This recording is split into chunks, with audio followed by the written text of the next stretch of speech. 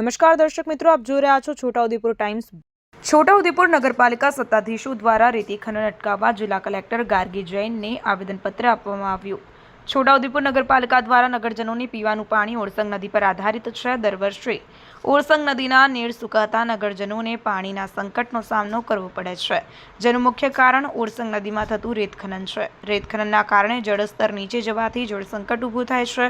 ઉનાળાના દિવસો શરૂ થઈ ગયા છે। આવનાર દિવસોમાં નગરજનો પર પાણીનું સંકટ ઊભું ન થાય તે માટે આગોતરા આયોજનના ભાગરૂપે છોટાઉદેપુર નગરપાલિકાના સત્તાધીશો દ્વારા અલીરાજપુર નાકાથી લઈને ફતેપુરા નાકા સુધી વચ્ચેના ઓરસંગ નદીના પટમાં થતા રેતી ખનનને અટકાવવા જિલ્લા કલેક્ટર ગાર્ગી જૈનને આવેદનપત્ર આપી લેખિત તેમજ મૌખિક રજૂઆત કરવામાં આવી, જેમાં તેઓ દ્વારા જણાવવામાં આવ્યું કે હાલ નગરપાલિકા નર્મદાનું પાણી વેચાતું લઈને નગરજનોને પાણીની સુવિધા પૂરી પાડી રહી છે, જેની 70 લાખ ઉપરાંત રકમ ચૂકવવાની બાકી છે। નર્મદા પાણી પુરવઠા વિભાગ જો આ પાણી આપવાનું બંધ કરી દે તો નગરમાં ભયંકર જળ સંકટ ઊભી થવાની ભીતિ સેવાઈ રહી છે અને પાલિકા 10 દિવસમાં એક વખત પાણી આપે તેવી પરિસ્થિતિ ઊભી થાય તેવા સંકેતો દેખાઈ રહ્યા છે, જેથી કરીને વહેલી તકે અલીરાજપુર નાકા વારી ગૃહ અને ફતેપુરા નાકા પાસેના વારી ગૃહ પાસે થતા રેતી ખનનને વહેલી તકે અટકાવવા માંગ કરી છે।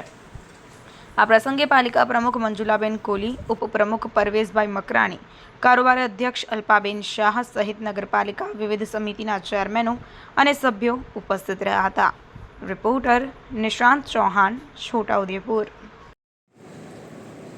અમે આજે કલેક્ટર મેડમને આવેદનપત્ર આપ્યું છે અને ખાણ ખનીજ વિભાગમાં અવારનવાર અમે રજૂઆત કરી છે અને જો આ નહીં રોકાય તો નગરમાં પાણી આપવાનું બહુ મુશ્કેલ બની જશે।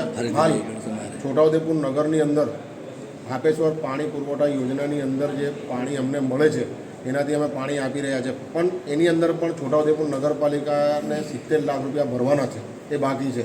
એ જો બંધ થઈ જશે તો નગરમાં 8 દિવસની અંદર 1 દિવસ પાણી આવશે, એવી પોઝિશન ઊભી થશે। એના માટે આજે અમે વહીવટીતંત્રને રજૂઆત કરવા આવ્યા છે અને એક્શન લેવી ખાતે આજ રોજ કલેક્ટર મેડમને અમે નગરપાલિકાની ટીમ નગરપાલિકા પ્રમુખ અને ઉપપ્રમુખની અધ્યક્ષતા સાથે અમે રજૂઆત કરવા આવ્યા છે કે છોટાઉદેપુરમાં 2 વોટર વર્ક્સ જે આવેલા છે, બંને વોટર વર્ક્સની નજીકથી એટલું બધું રેતી ખનન થઈ રહ્યું છે કે જેથી પાણીની જબરજસ્ત મોટી તકલીફ પડવાની છે। અત્યારે તો અમે હાપેશ્વરના પાણીથી પાણી આપી રહ્યા છે હરરોજ, પણ જો એ પણ અમારી પાસે 70 લાખ રૂપિયાનું અમારી પાસે બિલ બાકી પડ્યું છે અને હાપેશ્વરનું પાણી જો બંધ થઈ જશે તો નગરપાલિકા અઠવાડિયે 1 દિવસ પણ પાણી પૂરું પાડી શકે એવી પરિસ્થિતિમાં નથી અમે। એટલે અમે સરકારી તંત્રને ખૂબ અમારી રિક્વેસ્ટ છે કે ભાઈ બંને બાજુથી રેતી ખનન અટકાવે, 1 કિલોમીટરની રેતી ખનન અટકાવી દેશે તો પણ અમારી પાસે ઘણું પાણી છે। ચેક ડેમના એ લોકો દરવાજા પણ લઈ ગયા છે અને ઘણી પરિસ્થિતિ ખરાબ ઊભી કરી દીધી છે રેતી ખનન માફિયાઓએ। એટલે હવે એના માટે બહુ જ આકરા પગલાં લેવા પડશે અને જો કદાચ તંત્ર નિષ્ફળ જશે તો અમે બહેનો રાત્રે નદીમાં ઉતરીને રેતી માફિયા સાથે ફાઇટ આપીશું।